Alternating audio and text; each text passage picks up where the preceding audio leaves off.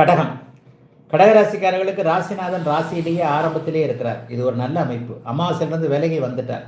அமாவாசையிலிருந்து கிட்டத்தட்ட விலகி வந்திருக்கின்ற அமைப்பு ஒரு நிலையில் மிகப்பெரிய யோக பலன்களை கொடுக்கக்கூடிய அமைப்பு. அடுத்த வாரத்தில் தான் ஆடி மாதம் ஆரம்பிக்கிறது. இதில் இன்னும் ஒன்று என்ன அப்படின்னு பார்த்தீங்கன்னா, ஜூலை மாதம் 12ஆம் தேதியிலிருந்து மங்கள யோகம் என்று சொல்லப்படக்கூடிய குரு செவ்வாய் இணைவு உங்களுக்கு நடக்குது.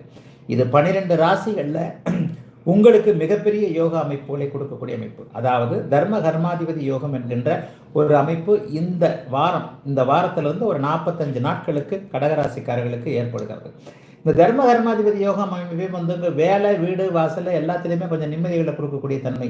தொழிலில் இது வரைக்கும் சிக்கல்களை வச்சுட்டு இருக்கிறவங்க, ஒரு கஷ்டகாலமாக இருக்குது, வியாபாரம் சரியில்லை, விவசாயம் சரியில்லை, தறி போட முடியல, அது பண்ண முடியல, இது பண்ண முடியல, வண்டி ஓட்ட முடியல, அதை ஓட்ட முடியல, அவரவர்களுடைய தொழில் நிலைமைகள் நன்றாக இல்லை கடகராசிக்காரர்களுக்கு அப்படிங்கிறது தான் உண்மை. இது எல்லாத்துலேயும் அந்த 3ஆம் இடத்துல இருக்கக்கூடிய கேதுவின் மாற்றத்தினால ஒரு சின்ன நிம்மதி கிடைச்சது. அதற்கப்புறம் 11ஆம் இடத்துல குரு வந்து மாறினார். இப்போ அந்த 11ஆம் இடத்துல தர்மகர்மாதிபதி யோகம் குருவும் செவ்வாயும் வலுத்து அமரப்போகிறது. இன்னும் கொஞ்சம் அஷ்டமச்சனையுடைய தாக்குதலிலிருந்து அப்படியே நீங்கள் வெளியே போகக்கூடிய ஒரு நல்ல அமைப்பு. ஆகவே கடகராசிக்காரர்களுக்கு ராசிநாதன் இந்த வாரத்தின் ஆரம்பத்திலேயே ராசியிலேயே இருப்பது ஒரு நல்ல அமைப்பு. இரண்டாவதாக இவரே வந்து 2, 3ஆம் இடங்களில் இருந்து வார மத்தியில் ஜூலை 12ஆம் தேதியிலிருந்து அற்புதமான மங்கள யோகமும் தர்மகர்மாதிபதி யோகமும் 11ஆம் இடத்துல லாபஸ்தானத்தில் ஏற்படுகிறது. நல்ல அமைப்பு.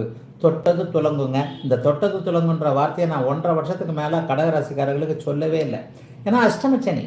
இந்த அஷ்டமச்சனி அமைப்புகள் பூச நட்சத்திரக்காரையும் ஆயில்ய நட்சத்திரக்காரையும் போட்டு அப்படியே பெராண்டி எடுத்துருச்சுன்றதான் உண்மை. புனர்பூச நட்சத்திரக்காரங்க கொஞ்சம் பரவாயில்ல அப்படின்னு சொல்லிடலாம். இத்தனை அமைப்புகளையும் அப்படியே ஒரு அளவிற்கு தட்டி கிட்டி காப்பாற்றக்கூடிய அளவிற்கு இப்போது கடகராசிக்காரர்களுக்கு எல்லாம் நிறைவாக இருக்கக்கூடிய தன்மைகள் கண்டிப்பாக உண்டு. கவலைப்பட வேண்டாம்.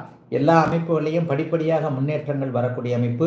சொந்த சகோதரர்கள்கிட்ட இதுவரைக்கும் இருந்து வந்த கருத்து வேற்றுமை, குடும்பத்தில் இருந்து வந்த விரோத போக்குகள், வேலை தொழில் அமைப்புகள் சரியில்லாத நிலைமை, தண்டச்சோறுன்னு திட்டு வாங்கிக்கிட்டு இருந்த இளைஞர்கள் எல்லாருக்குமே ஓரளவுக்கு நம்பிக்கை வரக்கூடிய அமைப்பு என அனைவருக்குமே அவரவருடைய வயதிற்கேற்றாற் போல கடகராசிக்காரர்கள் எல்லோருக்குமே உபயோகமாக ஏதேனும் ஒன்று நடக்கக்கூடிய அமைப்பு, பணவரவு கிடைக்கக்கூடிய அமைப்பு, வீட்டில் நிம்மதி இருக்கக்கூடிய அமைப்பு, தொழிலில் நிம்மதி இருக்கக்கூடிய அமைப்புன்னு ஒரு மாதிரியான நல்ல நிம்மதியான சூழல்கள் ஏற்படக்கூடிய அமைப்பு மிக அருமையாக இந்த வாரம் அமைக்குதுங்க. ஒரு 7 வார காலத்திற்கு இது நீடிக்கும்.